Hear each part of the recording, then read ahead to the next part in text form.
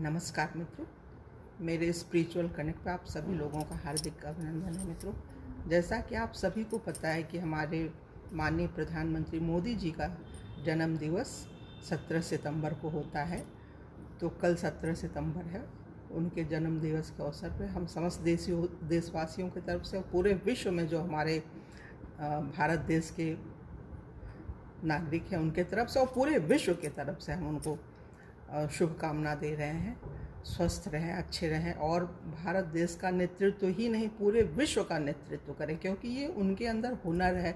भगवान ने उनको चुना है। इतने लोगों में आप सोचिए, पूरे विश्व में जितने लीडर हैं, जितने नेता हैं, सबसे नंबर 1 हमारे प्रधानमंत्री जी हैं।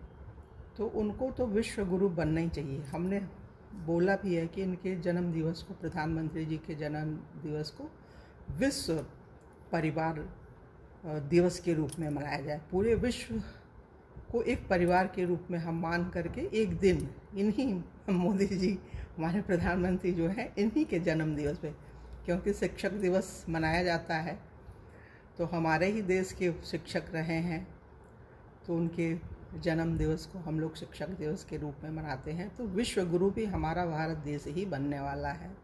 ये शक्ति किसी और देश में है ही नहीं है।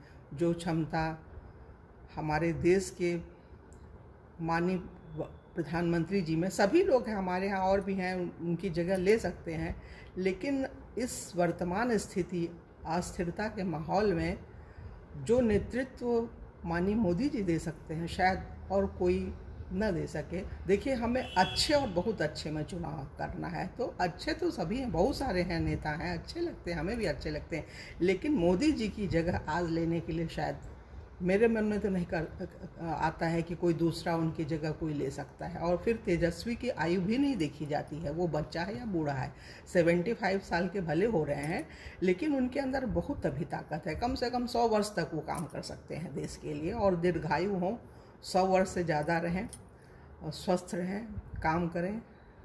और हम सभी देशवासियों को, चाहे वो विपक्ष के ही क्यों ना हो, ये भाव रहना चाहिए कि वो दीर्घायु हों और देश का नेतृत्व करें। और जो विपक्ष के लोग हैं बहुत ऊट पटांग बोला करते हैं, तो आप सोचिए कोई है, उनका विकल्प है। सत्ता पक्ष में भी कोई उनके जगह नहीं ले सकता है।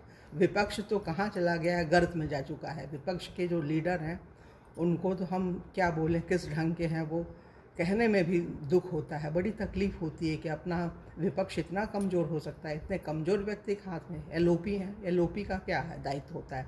जैसे नेता होता है देश का प्रधानमंत्री, उसके अपोजिट वो होते हैं, उतनी ही नहीं तो कम से कम कुछ तो काम करें कि मतलब 33% मार्क्स तो ले आएँ, जिससे पता चले कि हाँ, हमारे विपक्षी नेता हैं, उनके अंदर कुछ भी कोई भावना ही नहीं है। देश कैसे आगे जाए, कैसे बढ़ाए, आलोचना कीजिए जो उपयुक्त हो।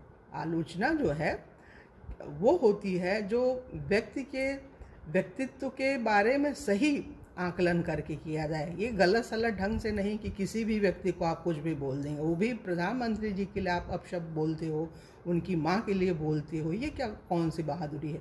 आप अपनी रेखा को बड़ी कीजिए ना। किसी को तोड़ के गाली दे के अपशब्द बोल करके आप महान बनोगे तो नहीं बन सकते हो। देश की जनता सब जानती है, गरीब अमीर सबको पता है, क्योंकि ये जो सोशल मीडिया है वो सब जगह, घर घर के सब, हर व्यक्ति के हाथ में आज यूट्यूब है, उसमें सब कुछ देख लेते हैं, हर व्यक्ति देख लेता है, तो उसमें तो सब चीज़ निकल के आ ही जाती है। तो गरीब से गरीब बच्चा जो पढ़ा लिखा नहीं वो भी चलाना जानता है, वो सीख लेता है, समझ लेता है और अनुभव करता है कि कौन हमारे लिए ज़्यादा उपयुक्त है।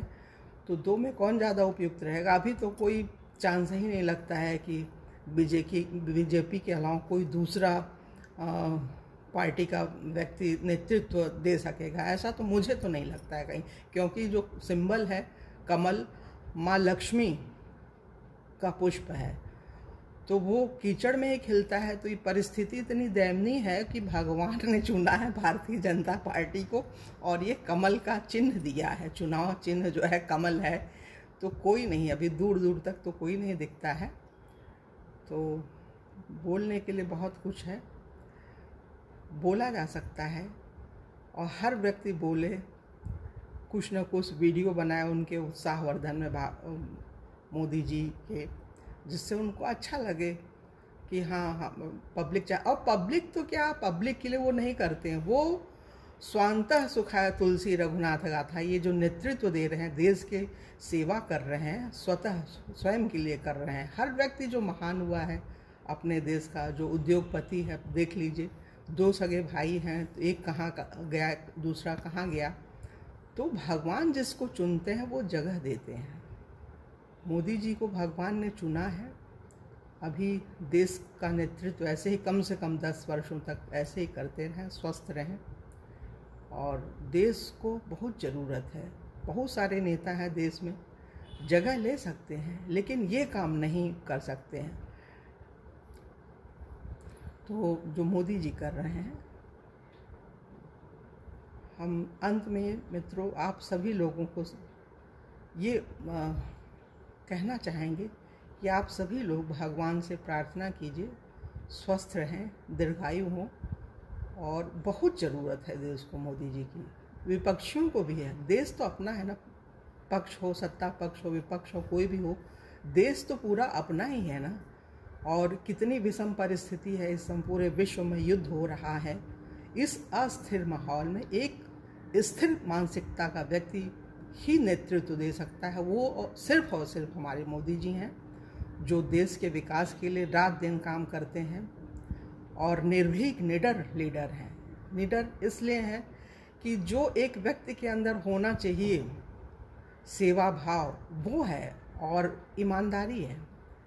योग्यता, ईमानदारी, सब चीज़ों का संगम जो होता है, वो एक व्यक्ति के अंदर जब भगवान चाहते हैं तभी होता है।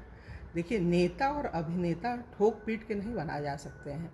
जिन्हें भगवान चुनते हैं उनके अंदर वो हुनर देते हैं, वो साहस देते हैं, वो निर्भीकता से अपना काम करता है। तो हमारे प्रधानमंत्री जी के लिए हम अंत में यही कहना चाहेंगे, तुम जियो हजारों साल, साल के दिन हो 50,000। माननीय प्रधानमंत्री जी, आप दीर्घायु हों, शतायु हों, और देश का यूं ही नेतृत्व करते रहें। पूरे विश्व के गुरु बनिए आप, विश्व गुरु आपके ही नेतृत्व में हमारा भारत देश बनना चाहिए। तो इन्हीं शब्दों के साथ हम अपनी वाणी को विराम दे रहे हैं मित्रों। फिर अगले वीडियो में आप लोगों से मिलेंगे। तब तक के लिए जय हिंद, जय भारत।